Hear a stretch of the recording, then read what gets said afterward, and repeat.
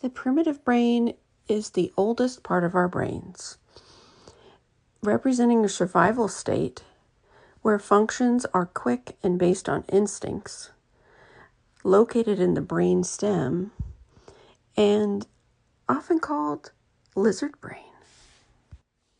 The limbic system is the emotional part of our brains, and it contains the amygdala, which triggers our fight or flight when needed.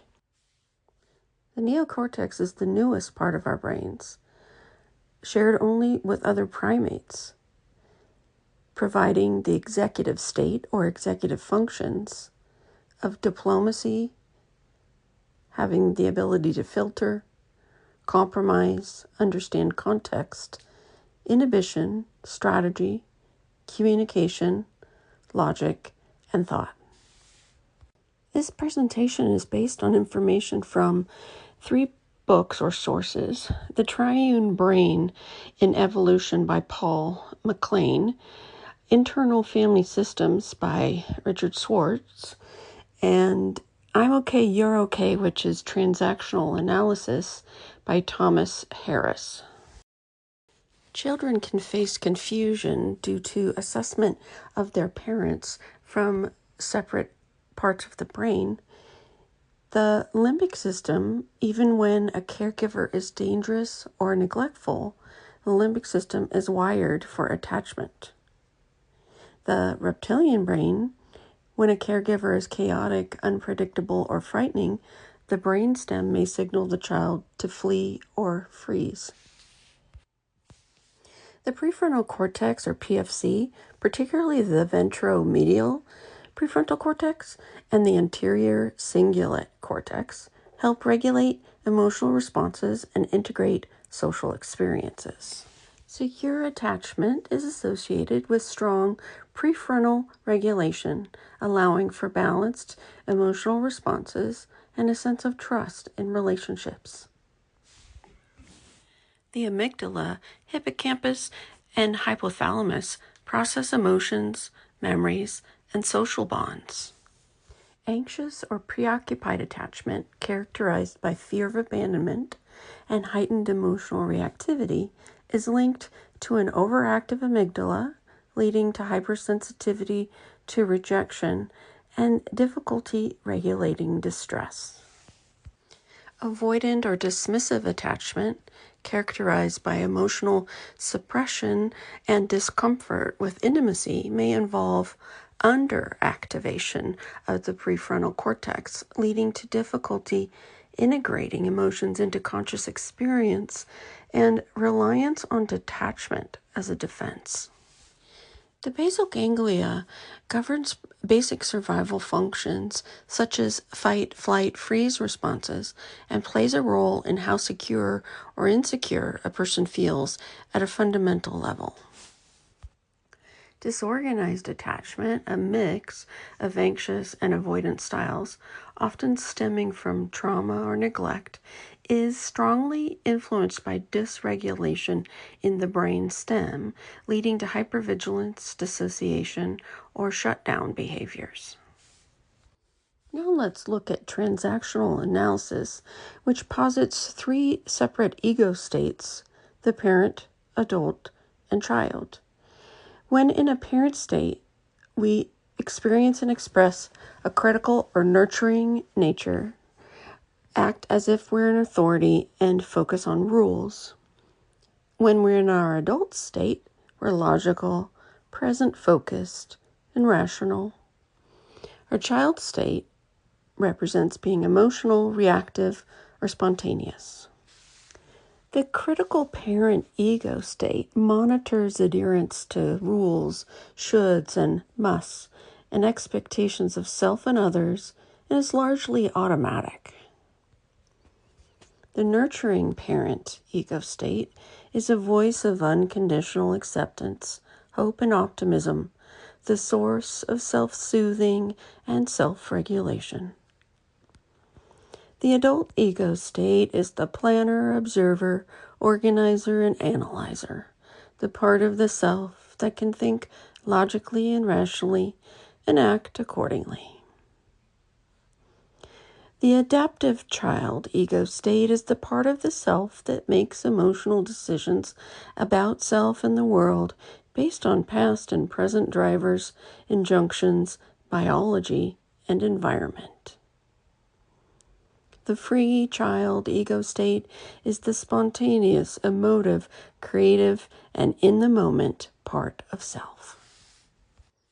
Now let's look at internal family systems, which looks at parts of the self. The self not being a part, but the container of all of the other parts. Self-energy is described as the core self that you can access when you're calm and connected. From DBT, we would refer to this as flexible mind. The parent part, or in the IFS, the manager, is also referred to as an anxious protector and a fixed protector. And in DBT, we might call that fixed mind. In IFS, the other part is called the firefighter, which we might liken to a teen state. And it's called an avoidant protector. The firefighter essentially will do anything to put out the fire of intense emotions. And it can be referred to as well as a freeze protector. And in DBT, we might call it fatalistic mind. In IFS, our trauma is held in the exiled child states. The wounded child holds trauma memories, and the protectors attempt to keep that trauma from coming back up to be re-experienced or painful. So lizard brain in couples is really referring to when both couples get in fight or flight, and that cuts off the frontal cortex or the neocortex, which we can call flipping your lid. And then the limbic system and the primitive brain, reptilian brain, is in charge of how you're responding. So that could be called the lizard brain. So it's important to know that it only takes 20 seconds to flip your lid, meaning it's quite a quick reaction to go into fight or flight. However, it takes 20 minutes to calm back down and reconnect your prefrontal cortex. Thus, it is important that couples take a look at the skill of taking a rain check, which means when triggered into fight or flight, each member of the couple is responsible for asking to take a break or politely suggesting the other might need a break. And then it is very important that you come back and discuss the conflict when both people are calm and have their frontal cortex re-engaged. The development of the triune brain relies on the theory that the primitive reptilian brain evolved 248 to 206 million years ago. So it's the oldest part of our brains. The limbic system, or emotional part of our brain, evolved 206 to 144 million years ago. And our neocortex evolved just 55 to 24 million years ago. Did you know that a child's brain develops from the bottom up? First, the brainstem and primitive brain develop through the child acquiring sensory motor input and survival-related skills. Second, the limbic brain, or the emotional system, comes online, which accounts for attachment and emotional development. And finally, the cortical brain develops third, which allows for thinking, learning, language, and inhibiting impulses. The primitive brain, or the reptilian brain in the brainstem, relates to fight, flight, freeze, and fawn. The brainstem is the most primitive, governing instinctual survival responses.